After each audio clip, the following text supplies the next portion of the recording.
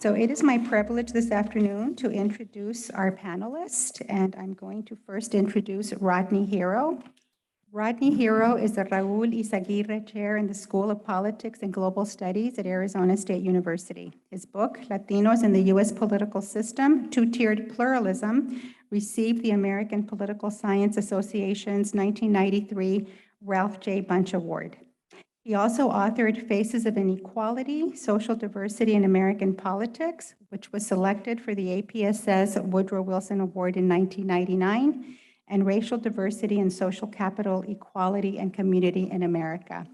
Rodney is an excellent scholar, and one thing I want to add is that he was the first Latino president of the American Political Science Association, and that was a monumental moment for those of us in political science.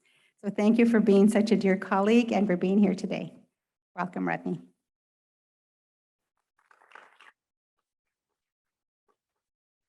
Thank you, Irasema, and everyone out there, I'm glad you're here, and everyone here, I'm glad you're here. I just want to say at this point, just a few things about the Center for the center that I direct, the Center for Latinos, Latinas, and American Politics Research.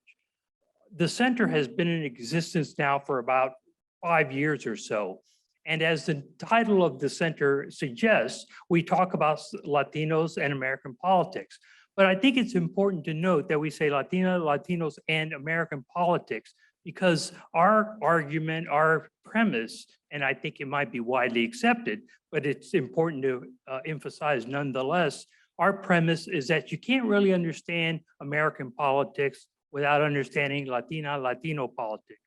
And you can't really understand Latina, Latino politics without understanding the American political system.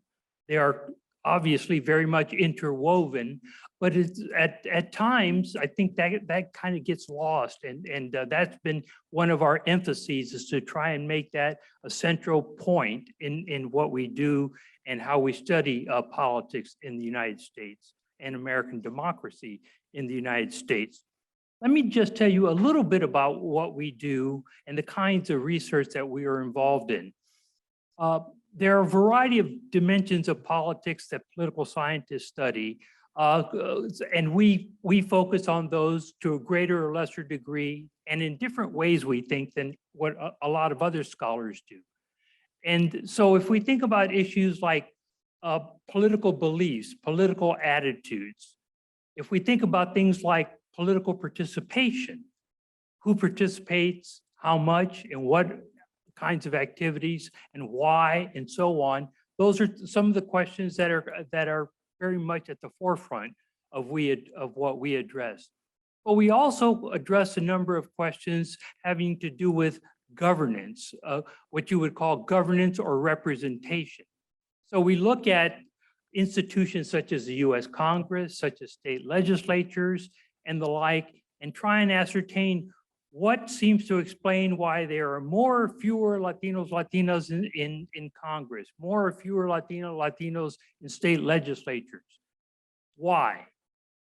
And then we also look at some of the consequences of that. Does it make a difference in terms of the kinds of public policies that are considered, adopted, debated, and debated in different ways than it might otherwise be, because of the presence of Latino members of state legislatures and/or Congress? And then a final kind of thing, or one of the other kinds of things, I guess I should say, that we focus upon has to do with public policies. Public policies in areas such as, well, immigration, education, transportation, social well-being, health policy, and so on, are very critical elements of American politics.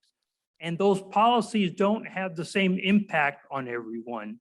So part of what we do is try and ascertain how those parties, how those are affected differently, how individuals are affected differently by those policies, and why, and what that means for further kinds of political discussion and debate. And part of the way we do that as well is not only supporting research, but also by holding conferences that have themes, and they're very much directed around this, supporting the research of particularly of our younger colleagues, to help them become more prominent scholars over time and to facilitate their research in general. Because again, we think they identify some somewhat unique kinds of questions and approach them somewhat uniquely. So those are some of the kinds of things that our center does. And I hope you come to learn more and want to learn more about it. And I will be happy to share with you further later today and or other times. So thanks for the invitation. I'm very pleased and feel fortunate to be invited, and our center co-sponsored the event. So that's another kind of thing that we do. So again, thank you all for being here, and anyone who's out there remotely, hello to you as well. I hope you enjoy the presentations later. Thank you.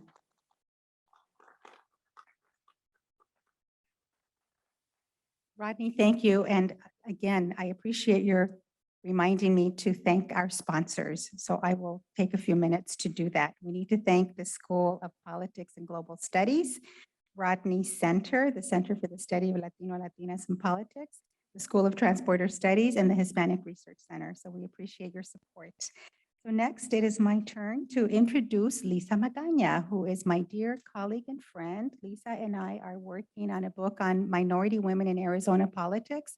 We've interviewed 25 women so far, and we're excited to continue that work and get the book to the U of A Press as soon as possible, because we're learning that women are making a big difference in the state of Arizona in moving forward some of the agendas that we care about as members of this community.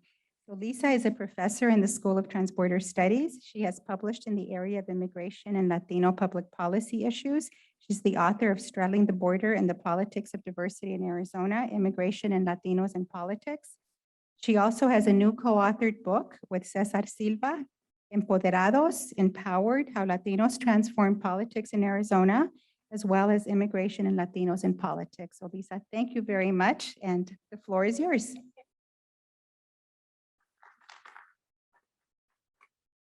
Hi, thank you. That was a very nice introduction. I'm very happy to be here. I'm a little bit different than, I'm a lot different than Rodney. My area is also Latino politics, but I think about politics as mobilizing change. And my focus has been here in Arizona because there's been some incredibly dynamic political movements, but may not necessarily just be voting. And so Rodney looks at the more institutional and I don't want to say traditional politics. And I'm not going to say that what happens in Arizona is non-traditional. I don't know if that's fair to say, but we see amazing grassroots mobilization. We see first-time Latino political players that maybe we wouldn't consider women that are political, that are doing amazing things in their community, around the environment, immigration, their schools, safety issues, but would say, oh no, I'm not doing anything very political, but in fact are fierce, wonderful warriors that are doing amazing things. And so here in Arizona, we also have these incredible immigrant activists that there's no way you can't say that they're political just because they can't vote. And so I have, we have some DACA students, for example, that would go door to door and say, listen, I can't vote, but would you please support this candidate that believes in comprehensive immigration? So again, very much part of the political process, but may not be able to vote and may not be assessed as actually contributing politically to the state of Arizona. And we've also seen that recently in this last election, that Latinos had a major impact in the outcome here in Arizona. As you know, the first time ever, we voted for a Democratic president in Arizona, and that was Maricopa County.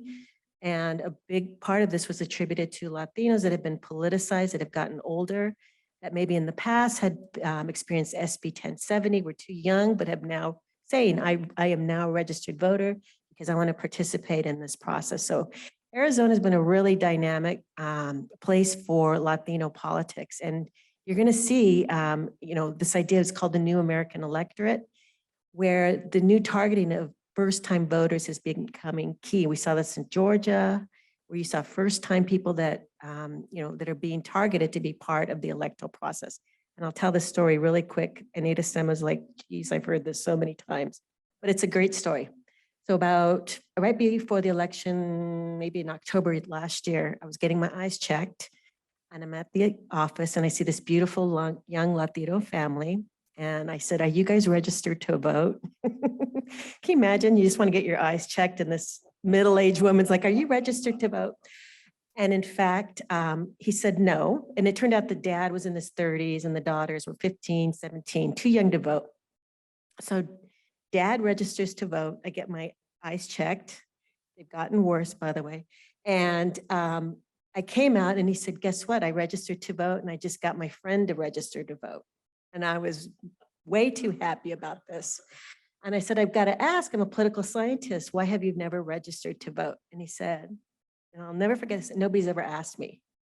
And so I think that is such a powerful, message that we have to target, again, first time political players, particularly Latinos. So that's what I do. And I look forward to this presentation on this man who is all kinds of Latino politics, right? He's an amazing role model. So I look forward to your presentation. Thank you for the invitation to be here.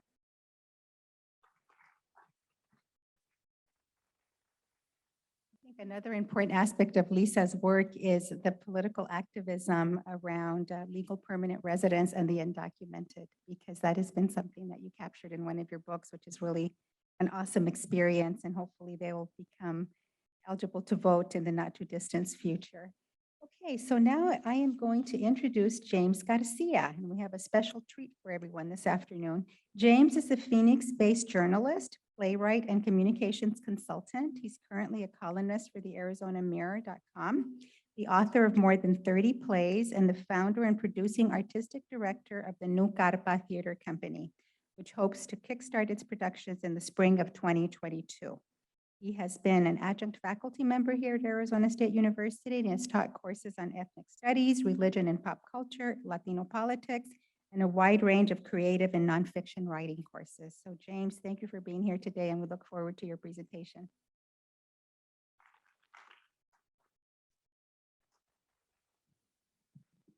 Hello, everyone. I'm going to take this off for just a moment. Oh, yeah, where's the camera? Oh, hello. How are you? I'm usually good at spotting the camera and just focusing on it, but well, welcome to anyone on Zoom. Welcome to the audience that's here.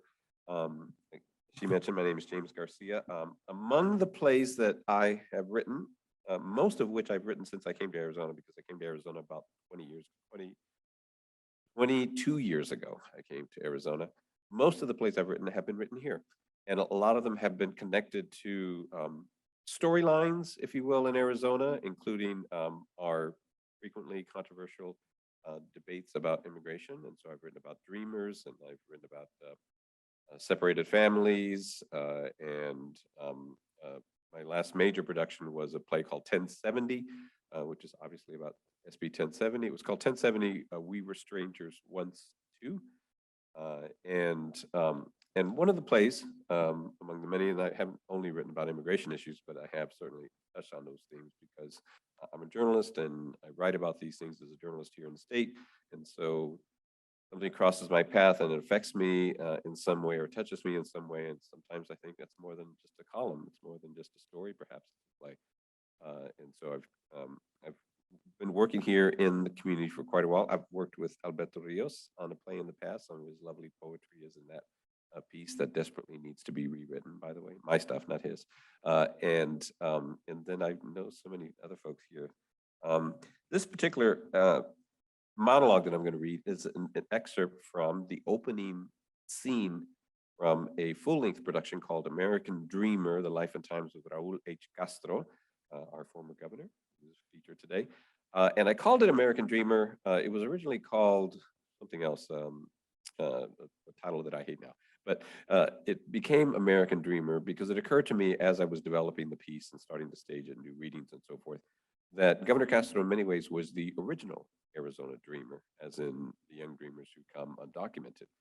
He crossed undocumented with his family, according to Mr. Castro himself, and crossed undocumented in I guess it would have been 1918 that he crossed. He was born in 1916. And back in those days, the Border Patrol didn't exist. And so it was a much easier process to wander across the border and say, it's time to live up north. He came during the Mexican Revolution. His life, it occurs to me, is not only just as perhaps our original dreamer in Arizona, but also his life spanned almost literally the entire history of the state, which is a kind of extraordinary concept to me. So this piece is the opening monologue from that, the opening scene. It's a full-length piece that's normally performed with 6 actors playing about 35 or 36 roles. And this takes place on his porch at his home, which is still in Nogales. He had moved to Nogales late in his life. And his home, which I think about, I was going to say it's a 100-year-old house, but that's about how old he was. So, so it might not have seemed so old to him. But he had a porch on the back of the house that faced Mexico. He was up on a hill, and he could literally look out over the landscape and seeing Mexico from his porch. And I've sat out there and spoke to him a couple of times before he passed, and just love the sort of the atmosphere of the home. So this is a piece that opens on that porch. One of my mottos in life has always been, I've never wanted to be loved. No. I wanted to be respected. Because when you're respected, you're part of the community. My father was respected. Francisco Castro was a Basque and Mexican origin, 6'2", 240 pounds. Husky, not fat. He was a pearl diver from a fishing village on the tip of Baja California, a place called San Jose del Cabo. But he never went to school. No, he never went to school. Now, my mother was respected as well. Rosario Acosta was small, but tough, very tough. She was from a village up the coast from where my father was born, a pueblito called Santa Rosalia. They say that's where they fell in love. Now, me, I was born in Cananea, Sonora, a place not too far from here. My family had moved there just before I was born on June the 12th, 1916. It was during the Mexican Revolution in the days of Pancho Villa, Madero, and Zapata. The family had moved to Cananea because my father had heard that there was work in the mines. It was a company town. Papa worked at the smelter, Cananea Consolidated Copper Company. The pay wasn't bad, but the conditions were terrible.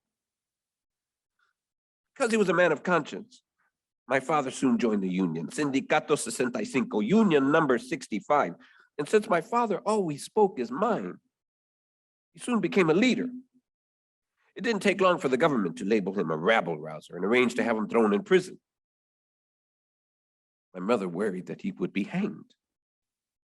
Back then, troublemakers were hanged all the time. But Francisco Castro was not hanged that day. Instead, my mother, by the sheer force of her spirit, convinced the authorities to release him by promising that we would leave not only Cananea, but our lindo Mexico también. So that's what we did. We crossed the border at Naco in 1918. I was only 2 at the time, so I don't remember much about that day. But as the story goes, here was this young couple coming to a new country with 11 children. I was the youngest at the time. And as we crossed, the immigration inspector turned to my father and said, Castro family, you're in the United States of America. Rest is up to you. He was right. That's the way we wanted it. That's what America was all about. My father found a job right away working at Phelps Dodge in Douglas. We lived in Portoville. It was the Mexican town nearby, set up by the smelter. And like me, Arizona was very young in those days. I remember the day Governor George W.P. Hunt came to town. He was the state's first governor. I was 6 or 7. The newspapers called him the old walrus because he was big and fat and bald and had thick glasses and a bushy handlebar mustache. The governor had come to Douglas to celebrate the 4th of July. As soon as we all heard, a lot of the kids hurried down to the 10th Street Park. This was a special occasion. Not because of him. We didn't know who the hell he was. It was because they were serving free hot dogs and soda pop. Pobre mexicanos that we were, all we ever got to eat was frijoles and arroz con pollo, a veces un poco de marrano. So to us, a hot dog was a delicacy. Coca-Cola, like champagne. When we got to the park, me and the boys got our food and we plopped down on the grass next to the stage. And after a lot of boring jibber jabber from the sheriff and the chief of police and a lot of local muckety mucks, the governor got going on his speech. In Oz, the great state of Arizona, while the opportunities are boundless. Here on this vast landscape, why, any man can find his fortune. To succeed, you only need to have grit, will, and determination. Arizona is a place where anyone can excel. Why, ladies and gentlemen, one day, even one of these little barefooted Mexican boys could be sitting up here and be your governor. He was pointing at me. Of course, knowing how politicians can be, I don't think he meant the damn word he said. But now those words turned out to be prophecy. And that is not the end of the story. Thank you.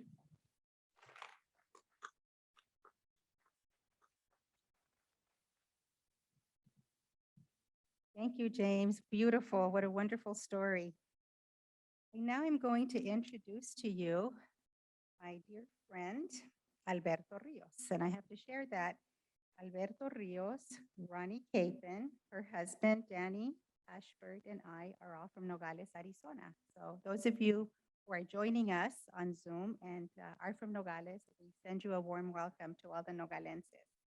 So Alberto is Arizona's inaugural Poet Laureate and a recent Chancellor of the Academy of American Poets. He's the author of 12 collections of poetry, most recently, Not Go Away Is My Name. His most recent book is a novel, A Good Map of All Things. He's a professor here at ASU, a Regents professor, and the Catherine C. Turner Chair in English. In 2017, he was named director of the Virginia D. Piper Center for Creative Writing. So Alberto, thank you for being here today, my fellow Nogalense. And we grew up in the same neighborhood, Valle Verde.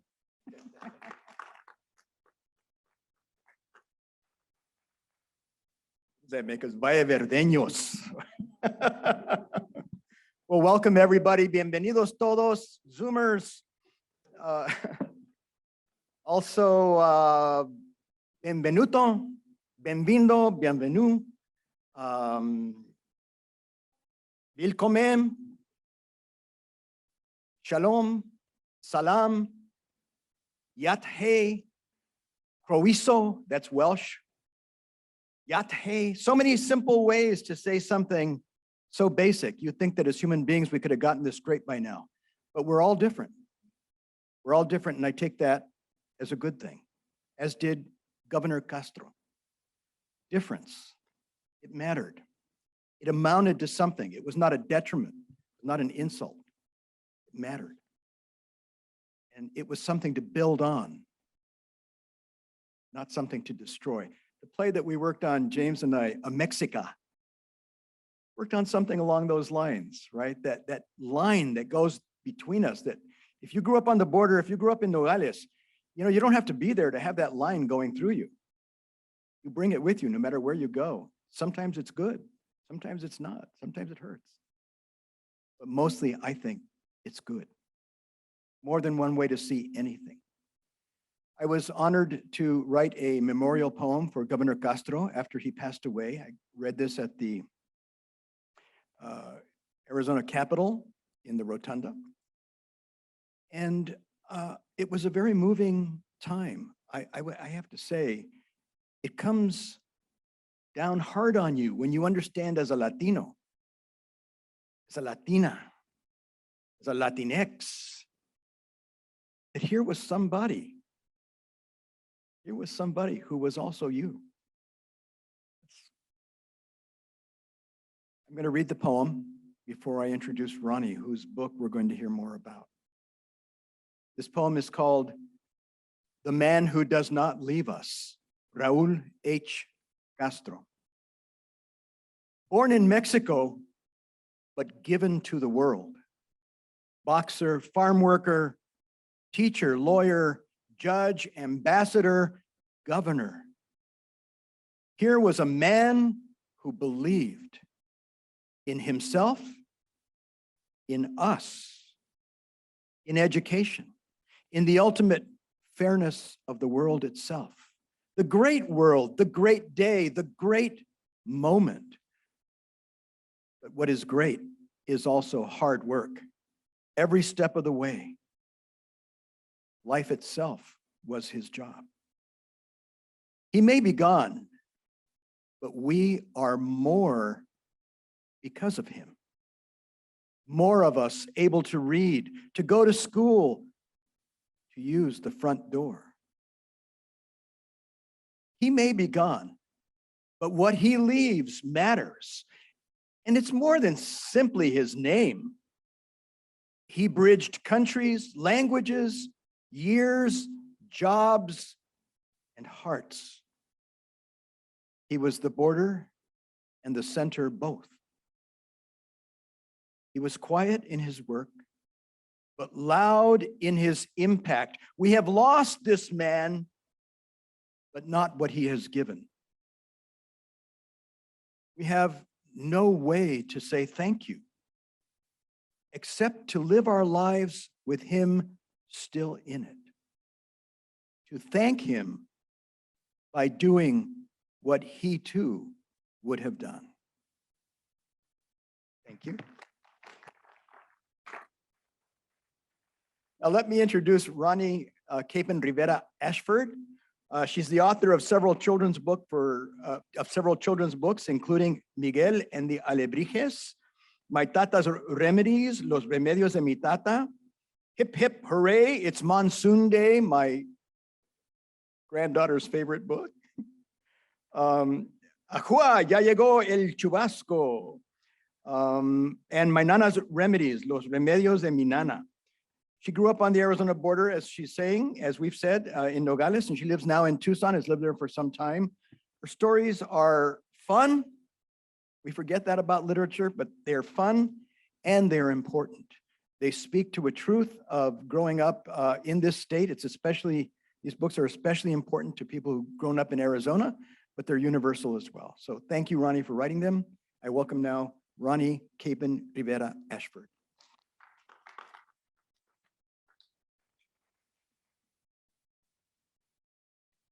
Thank you, everyone. It's an honor to be here with you all today. And I am delighted to be sharing Raulito, the first Latino governor of Arizona, with you. And I would like to start, first of all, thanking all of you who've invited me here today and made this possible. Dr. Iracema Coronado, Dr. Rodney Hero, Dr. Magda Hinojosa, and all of you who I've met here at ASU today. It's very special, especially because I began my college career here at ASU. I won't tell you how many years ago, but I was here for a while, and then my husband and I went on to Colorado because he got accepted into a wonderful teacher training program. But we are back in our state, which we love, and we're very proud to see all of the changes that are taking place that are headed in a positive direction, I believe. I did put together a PowerPoint presentation, and I would like to share that with you first and have you enjoy it. It's a collection of photographs that I have personally from the times that I spent with Governor Castro. I know he was also a judge and Pima County attorney, Superior Court judge, ambassador for 3 different countries. And yet I always called him Governor Castro, even though he worked with my dad and my dad called him Raul. So I will share these with you first, and then I would like to come back and explain how I met him and read a little bit from the book that I've written about his life. So some of these pictures are from the archives that are at the Special Collections Library at the University of Arizona. And I think it's very telling to see where he was born and then to see what he did with his life. And there I am on the front porch of his home in Nogales. And James interviewed him on the back porch that overlooked Mexico. And I was delivering my first 2 books to him. And one of them being my Nana's Remedies, Los Remedios de mi Nana. And I didn't even know when I met him, and I gifted these books to him, that his mother was a healer, a curandera, and a midwife. So he really enjoyed the books. And then the following week, he called me and told me about that and asked me if I would please come back, that he had a book to give to me, and that was his autobiography. And that's how this relationship started.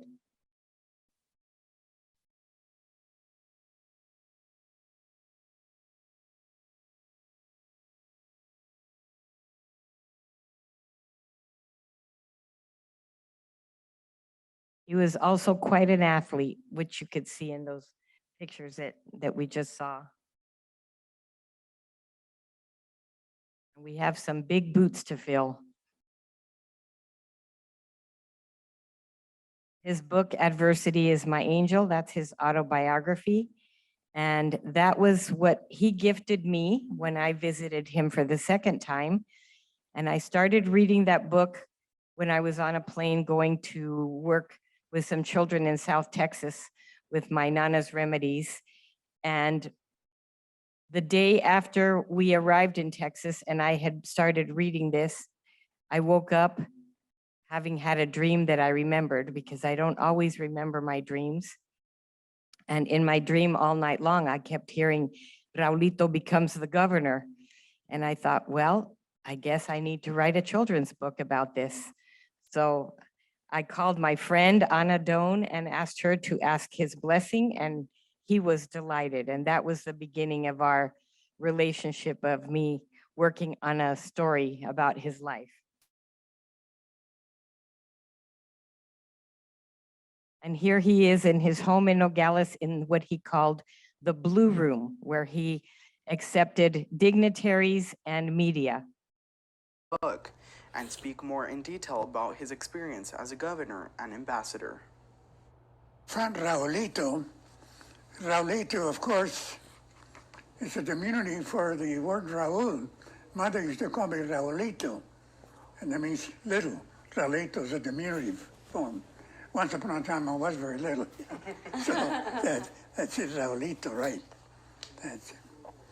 So that's what has prompted me to stick along with the border and et cetera. And I did. I've covered the whole border pretty well. What do you think about the story now that it's written? The story about Raulito, you mean? Yeah. Well, How do you like it? I think it's important for this reason, that There we go. Sorry. Son teacher Roni Capin Rivera-Ashford is known internationally for authoring Disney's Coco book, Miguel and the Amazing Alebrijes. And now her educational book on Tucson icon and former Arizona Governor Raul Castro has found a publisher. It's very much relative to the times that we are going through right now. He suffered discrimination from the time he was born. I love Arizona. Raul Castro was born in Cananea, Sonora, Mexico, and raised near Douglas, Arizona, in an era in which Latinos, African Americans, and Native Americans were segregated in schools. He had to walk 4 miles one way to school each day because he was Mexican. Overcoming odds is a common theme in the book. This is file video of Governor Castro when he was 98 years old. He opened up with me about how, after graduating from college and applying for jobs as an educator, they told him this. We don't hire Mexicans to be good teachers. They wouldn't hire Mexican descent to be teachers at that time. So that's when I came back home and told Mother I'm leaving your mother, and I became a hobo. So Castro began traveling as a pro boxer before finally going to law school and becoming a Pima County attorney and Superior Court judge, and eventually Arizona's governor. I was so touched by his story. And soon, through her book, the rest of the world will be as well.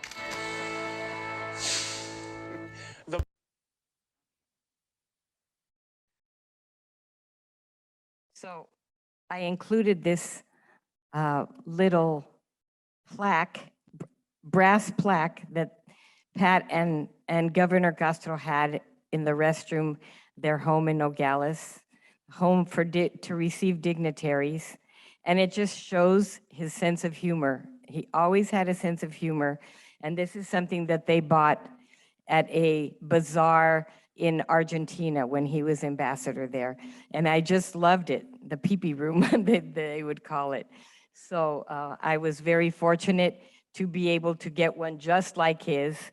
And I think his sense of humor is something that served him very well, and it served all of us when we can get there. And here we're saying goodbye because he's leaving Nogales after having lived on the border for 25 years. He loved living on the border, and Nogales, he said, was a friendly border. And that's why he chose to live there. And at the very end of his life, he and his wife, Pat, moved to San Diego to live near their daughter and grandson. And so here he was at the City Hall on the right, saying, he and his wife, and they were saying goodbye, and the mayor was there, and it was a very special and very sad day. And now here is when he came back to Tucson at age 98 to do, James came down to Tucson to do the play American Dreamer, and Governor Castro had come in to receive the Lifetime Achievement Award being given to him by the Tucson Hispanic Chamber of Commerce. And this is when Paul Sakala, who was the sportscaster, did that interview with him when he was at our house.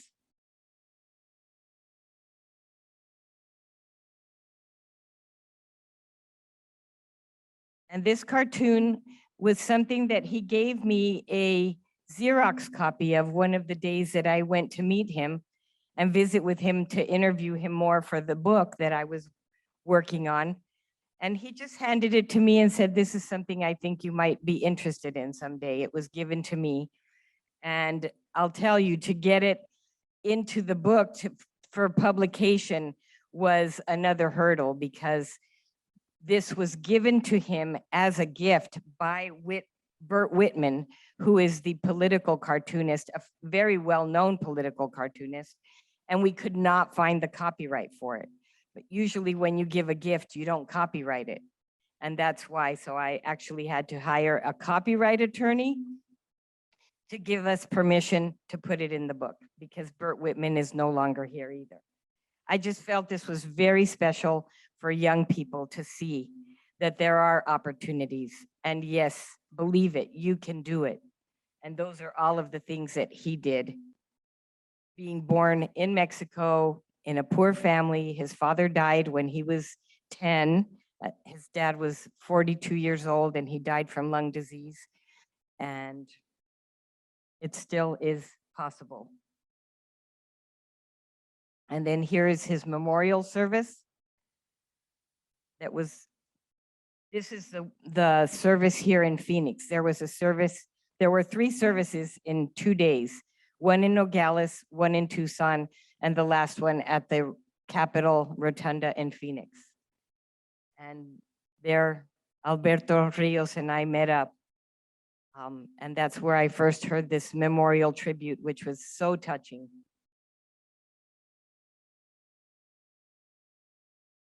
And then here is Gary Bennett on the right, and he is the gentleman who was the creative director of Arizona Highways magazine for 20 years. And I met him maybe a couple of years before Governor Castro died, when I had started working on the children's book. It was originally going to be a picture book, and Gary was working with me then, and he has never given up. And so I got in touch with him when I realized I was going to get the book published as a YA chapter book. And he and I worked together on the cover, and he made the creation that's on the cover today, which I think is outstanding. And this is their resting place. He and Pat are both buried in Sedona. And then after he passed away, there was a bill reintroduced to the United States Congress by Raul Grijalva, our congressman, because it had been introduced by Ron Barber.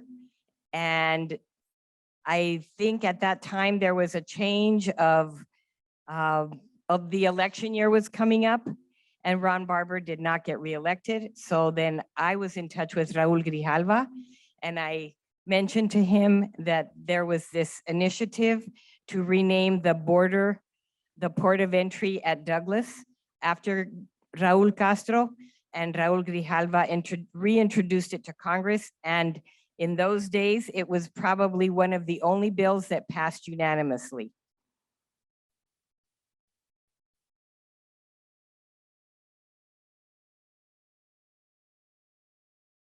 Of the Raul Hector Castro Port of Entry.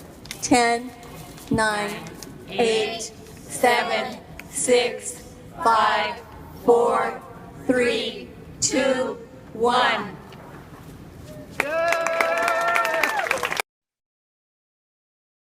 And that 10th Street Park that James was talking about in his monologue, where Raul Castro and his friends were pointed out that maybe someday these little barefoot Mexican kids could become governor. It is now named Raul H. Castro Park. That's the park in Douglas. And as you can see there, we're not only 8 seconds closer, but we're here. And the book is in our hands. It's taken 9 years from when I had that dream for this to happen. So it feels pretty magical, especially to be here with all of you today. And now I would like to tell you, I'm going to read a caption from one of my favorite books called Simple Abundance by Sarah Ban Brethnock. And this is very apropos for a story that I'm going to tell you about that's in the book. And this page is called Celestine Moments. These are only hints and guesses, hints followed by guesses, and the rest is prayer, observance, discipline, thought, and action. And that quote is by T.S. Eliot.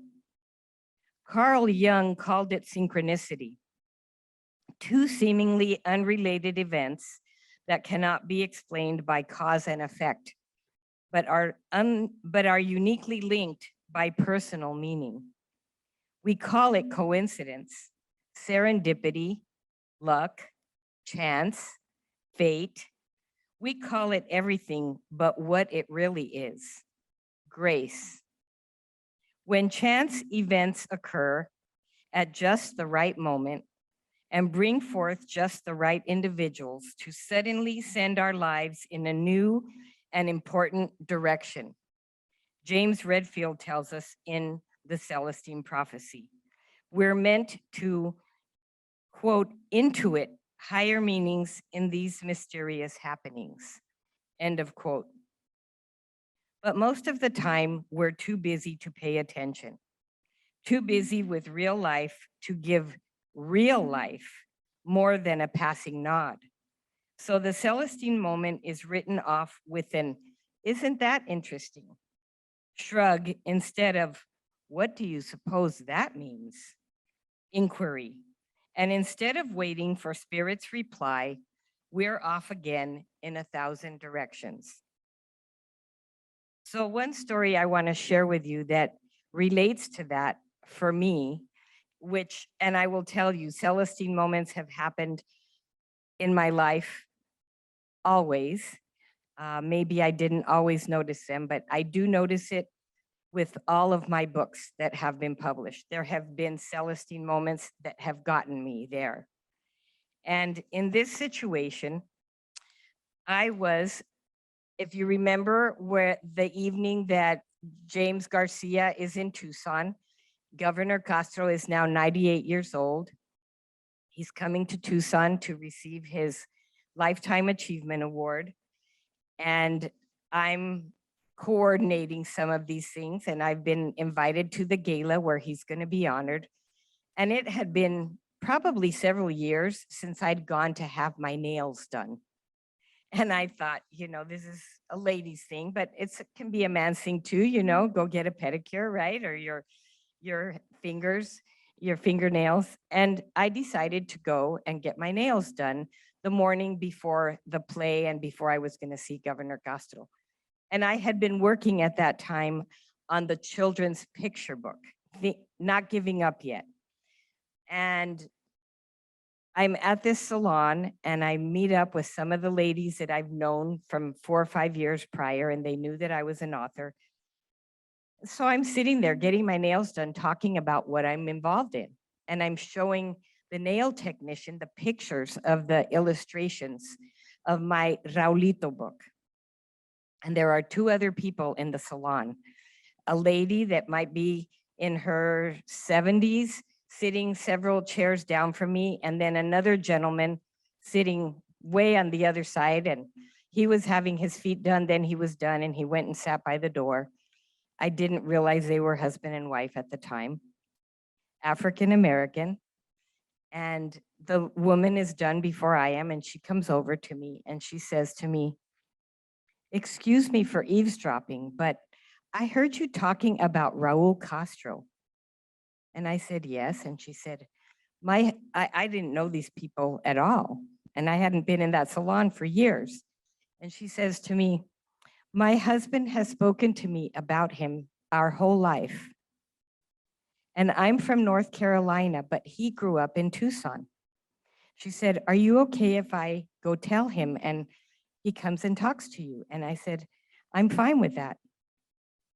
So he came over to me and he said, "I was in Judge Castro's courtroom one time. As a teenager, I got in trouble. And he spoke to me in a way that changed my life forever."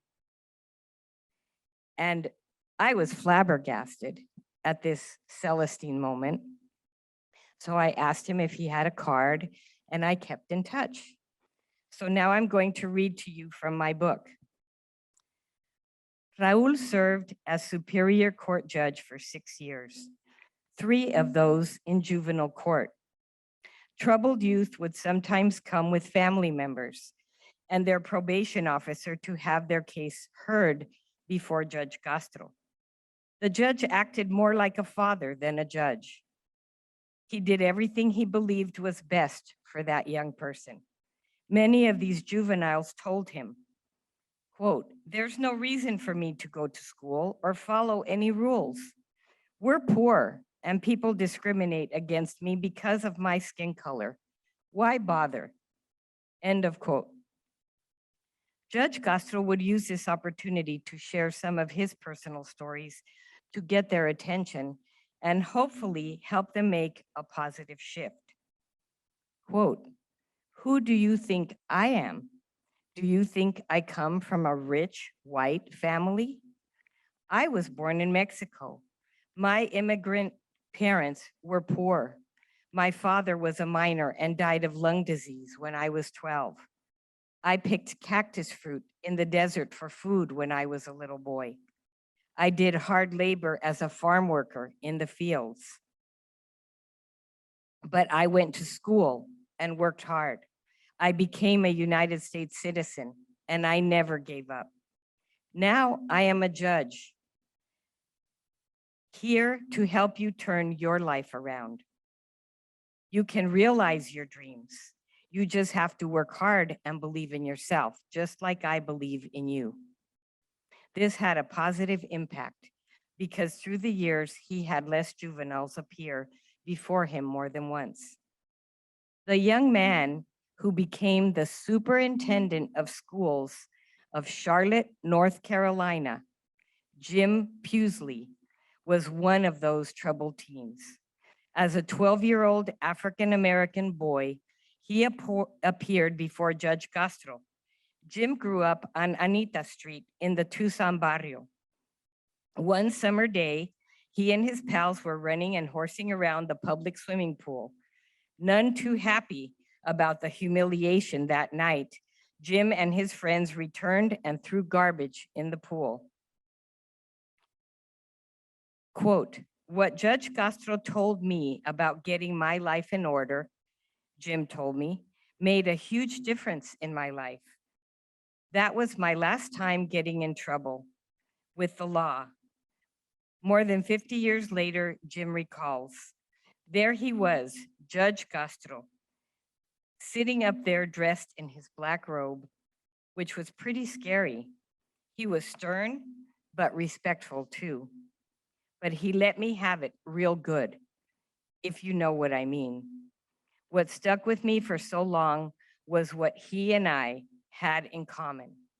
Jim grew up and went on to earn 3 college degrees, including a PhD in education. Throughout his career, he helped others as an educator. Quote, "I have worked most of my life making a difference in the lives of young people, just like Judge Castro made in mine." And I just feel like that is one of those Celestine moments that helped bring this full circle, and I was able to tell the story in this book because I had never heard of this man or met him before. And it feels magical to me. Another one of the stories that I really love how it comes together in Judge Castro's life is his 6th grade teacher, Eileen Wright. And she made such a difference in his life, turning him around from a student who didn't do his homework, who really didn't show much interest in school because he had had so much discrimination. His hands were slapped black and blue for speaking Spanish. He had to walk 4 miles one way to school every day. And Mrs. Wright saw the potential in him. And when she came over to him in 6th grade and put her hand on his shoulder and said, "You could be a shining star. You have a lot of potential. You need to do your homework every day." And then the day he became governor, the first day in his office, he has a telegram waiting for him from Seattle, Washington, and it is from Eileen Wright. And she wants to know, are you the same Raul Castro that was in my 6th grade class in Douglas? And he gave her a call on the phone and said, "I am your former 6th grade student, and thank you for inspiring me." So what all of you are doing here at the university is wonderful because that's what we're here for as educators. I was a bilingual school teacher myself before I became an author. And that's when I started writing. My very first book was My Nana's Remedies, Los Remedios de mi Nana. Lo escribí primero en español. It came to me first in Spanish. And I wrote it for my students who needed to learn how to read. And they needed a simple model of reading that they could identify with, that they could identify the words in the story with their culture at home, instead of Clifford the Red Dog, which was what we had at our disposal at the time. And I mean, it's a cute little red dog, but it really doesn't touch your heart in a cultural way. So where are we on time at the moment?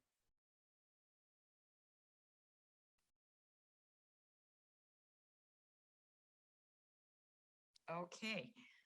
Well, I would like to share with you also how exciting it was for me to spend time with Governor Castro and his wife, Pat, when she would join us. She was ill a lot of the time with kidney disease, and she chose not to have dialysis. So there were many times that she would not be with us. But I did learn that her favorite pie was Jack Daniel's pecan pie. And from Black Canyon City Cafe, I think that's what it's called. And I actually ordered one for her birthday once. And when I called and told them who it was for, the former governor's wife, they sent it for free. So that was really special. All I had to do was sign the card. And going and visiting, and each time I would go, I would take them a different kind of soup that I had cooked. So I could let them know that I grew up biculturally Jewish and Mexican. And once I took albondiga soup, and another time I took matzo ball soup.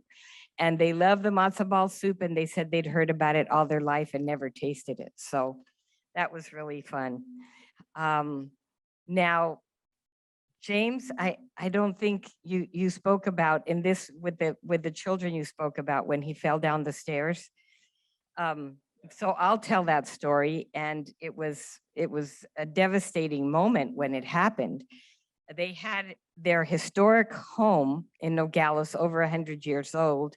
It was more than one story, and Governor Castro could not go up and down the stairs, and it didn't have an elevator in it. So they got one of those elevator chairs that, goes up. And one of these days that he was getting in the chair from the top floor, he fell out of the chair and rolled all the way down the stairs. When he got down the stairs, his forehead was split open. At this time, he's 97 years old, okay? So he wound up with, they had to air vac him from there to the University Hospital in Tucson. And he needed stitches in his forehead, and he had broken several ribs. So I went to the hospital and visited him a few times and brought him some albondiga soup from Guillermo's Double L and some cochitos. He loved, those were his favorite dessert, were those little piggy cookies. And my husband went with me one of the times, and he was hugging this little purple heart pillow that somebody had brought him. And once in a while he would chuckle when he would hug the pillow, and I could just see that, and Danny says to him, "Oh, doesn't that hurt when you laugh and your broken ribs?" And he just kind of chuckled through it, and he said, "A little bit, but it's kind of like a round of boxing, like I was a boxer once." And he always had that sense of humor.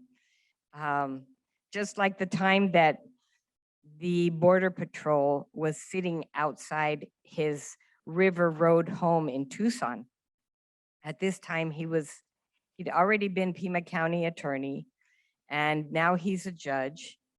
And on the weekends, he liked to put on overalls and put on his sombrero and work outside. They called it the Castro Pony Farm, and they had Shetland ponies and peacocks and horses that he and his wife loved their horses. She did competitive, raising her horses for competition. And he was working on the fence. I think he was painting the fence out there. And the Border Patrol was parked across the street, and they had their eye on him. And then the two of them came over, and they started hassling him and asking him if he had papers and what he was doing there. And he said, "No, I don't have papers, and I'm working here, painting the fence." And I'll tell you all this story. I didn't put it this way in the children's YA book, and I didn't say it in front of the children, but they said to him, "Who are you working for?" And he said, "The lady of the house," because Pat always had, honeydew list for him on the weekends. And they said, "Does she pay you?" And he said, "Yes, she lets me sleep with her." So then they were ready to arrest him. And one of the agents, he said, "Do you see that sign on the fence there, Castro Pony Farm?" And one of the agents then realized, "Oh, Judge Castro, I'm so sorry." Then they realized it. But those are the discrimination pieces that he lived with his entire life, up to when that incident happened, when he was coming to Tucson on his 96th birthday, and he was stopped in Tubac and held in over 100-degree weather for nearly 40 minutes because his pacemaker made their buzzer go off or something, and they didn't believe that he had been the governor. So It's an honor. It's a dream come true for me, and dreams do come true, to finally get this book to be published as a YA. And I now realize that the publishers knew better than I did. It had too much information to be an extended picture book. And I loved spending the time to give each chapter a name and find an appropriate quote to go with each chapter title. So thank you. I'm honored to be here.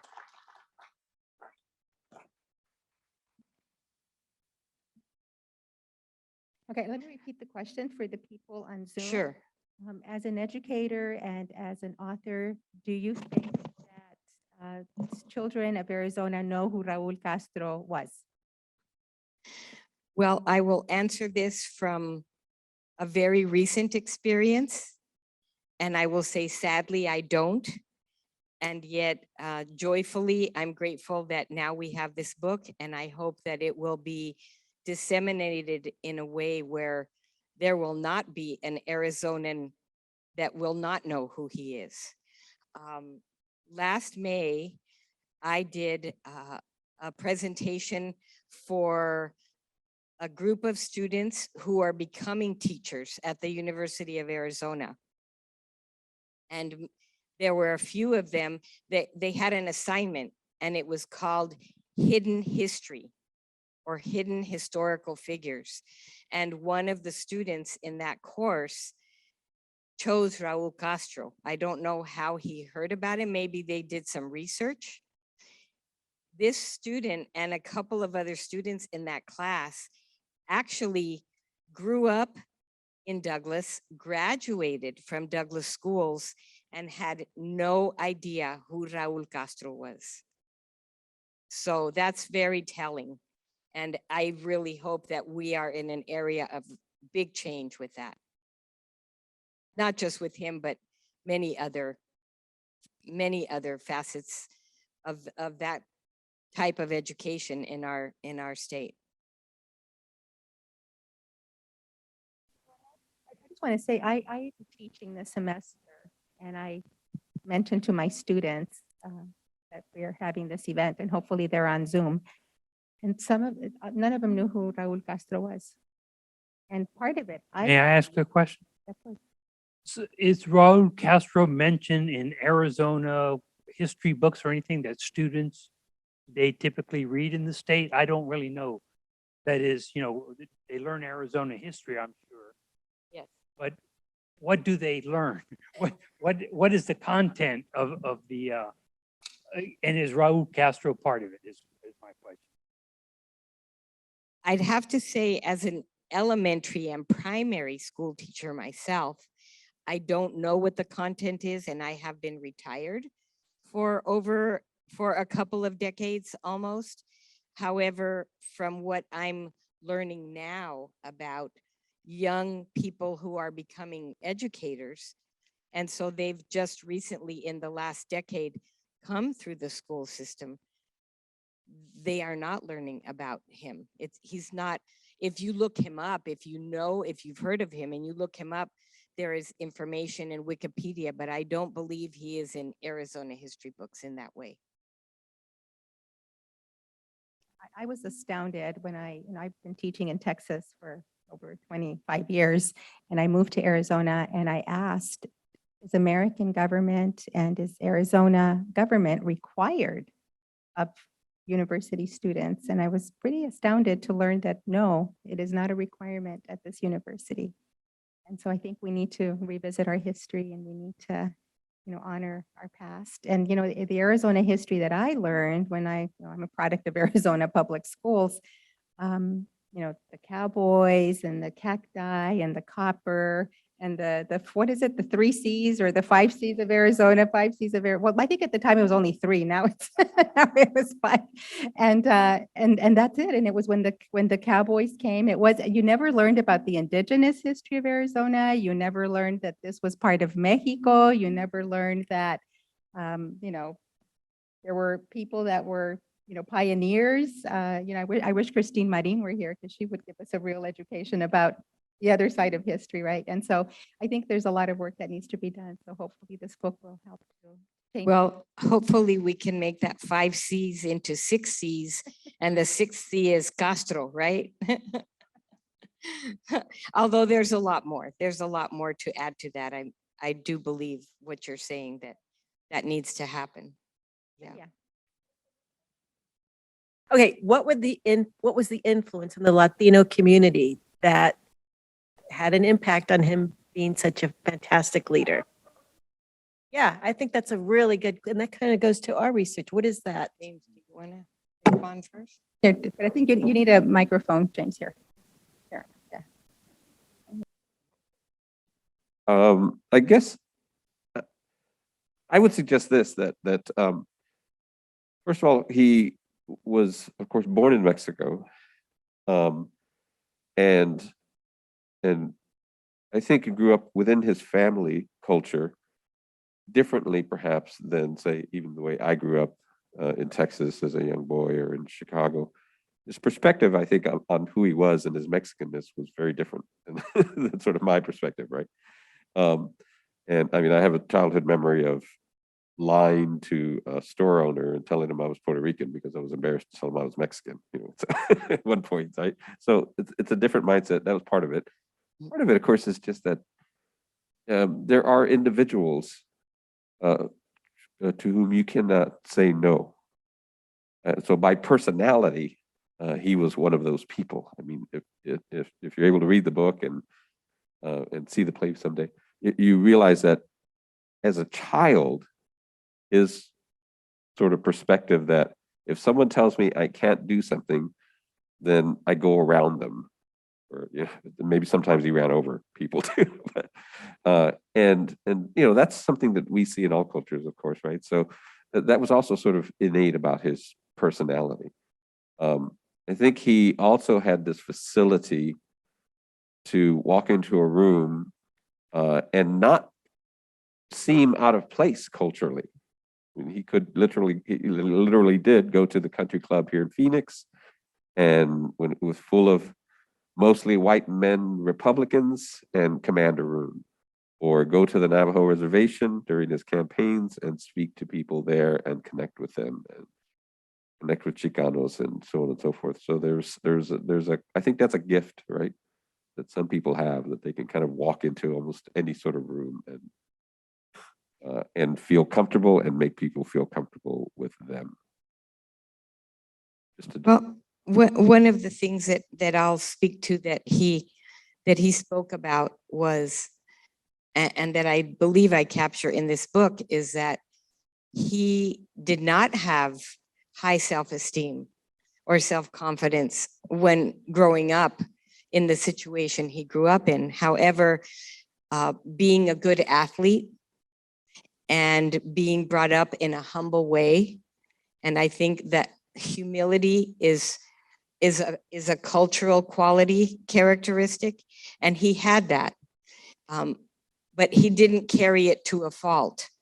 He carried his humility. He didn't want to be famous. He wanted to be respected. So respect, humility, doing the best you can do at any given job.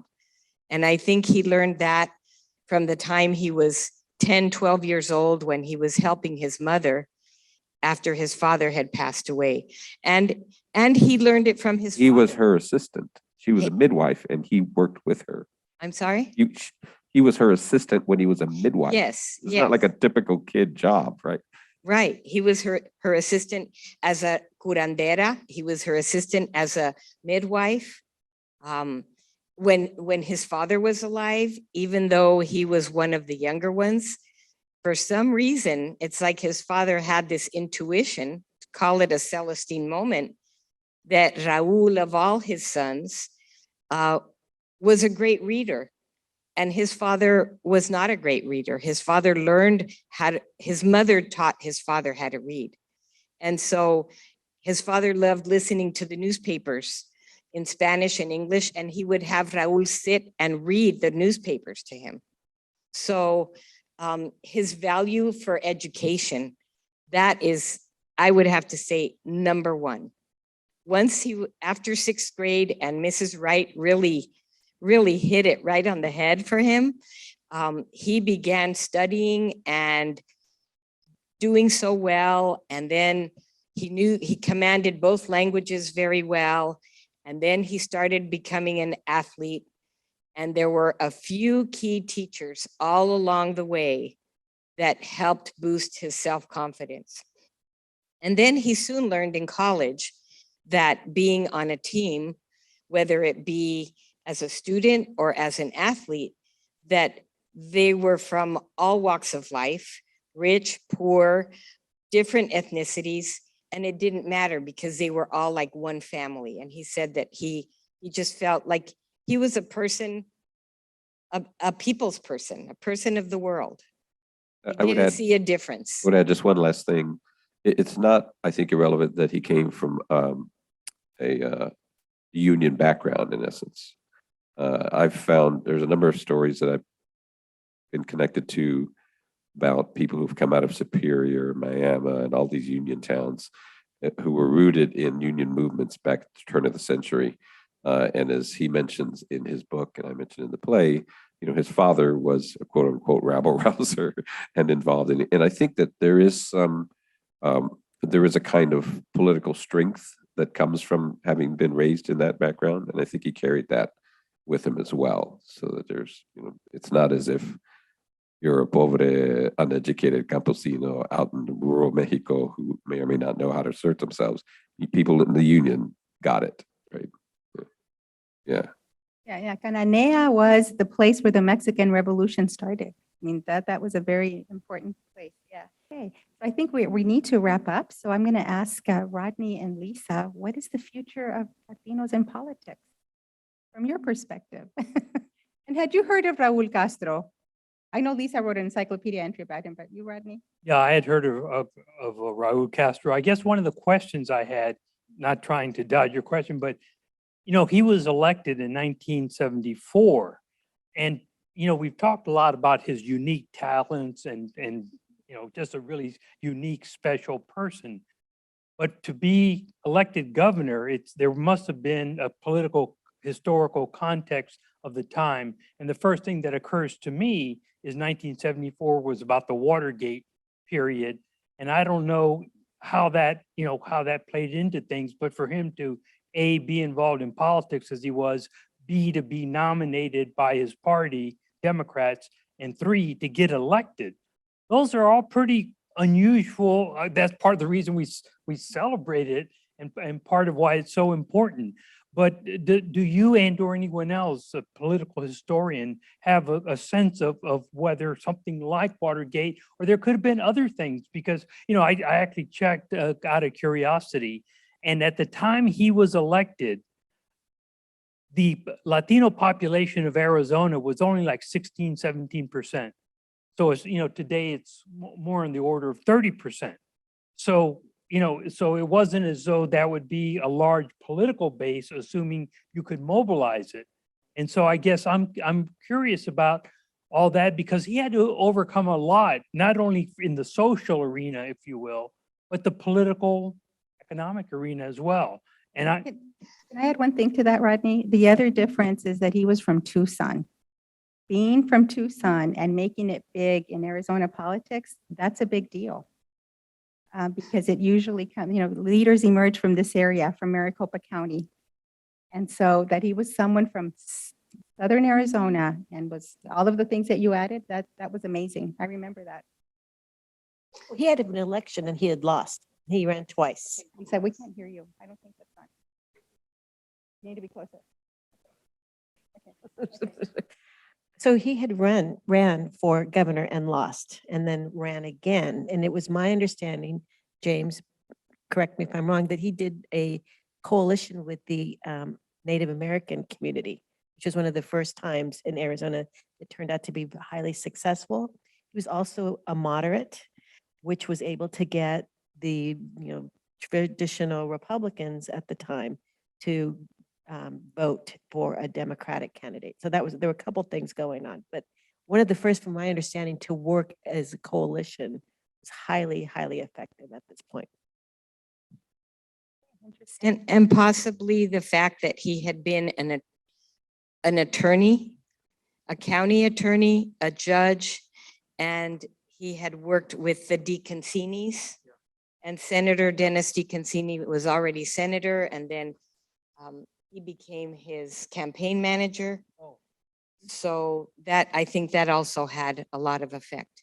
And Senator DeConcini already had a lot of respect. Yeah, that, the figure you put up there with the different steps, walking up the steps. Yes. I think is interesting and telling of what you're suggesting. So it was a long road, but he was able to navigate each of those steps, and they kind of accumulated, it appears. Right. Then he was able to then run for election, not be successful, but then he had established himself. So, and again, this all ties into his own, attitude, ambitions, talents. So Right. I guess I'm trying to look at the context as well as the person, is what I'm trying to ask. Sure. And he had been U.S. ambassador twice before he won for governor the second time. He had a lot of credibility. So Yes, yes. Yeah, interesting. Well, we need to thank everyone for joining us today. I'm not sure if you would like to say a final word. Anyone? I'm just very optimistic about Latino politics in general. When I talk to my students that are motivated and smart and engaged, so I'm very hopeful for the future, particularly here in Arizona. All right. Thank you. Right. And I would like to say about my book, Raulito, the first Latino governor of Arizona, and I didn't show that you can flip it around, and it's Raulito, el primer gobernador latino de Arizona. It's in English and Spanish. And it is categorized as a YA 8 to 12-year-old book. But my other books are like for 4 years old, 4, 5, 6. And what I like to say is that my books are from 4 to 104. So this one is for 8 to 108 because it's a chapter book. It's full of detail, and I believe that it will interest everyone who reads it because they will learn about someone maybe they didn't know about before. And it's an inspirational story. Thank you. Thank you, everyone. And thank you for being on Zoom, and have a wonderful day. And Ronnie, congratulations on your book. Thank you. Thank you. Adios.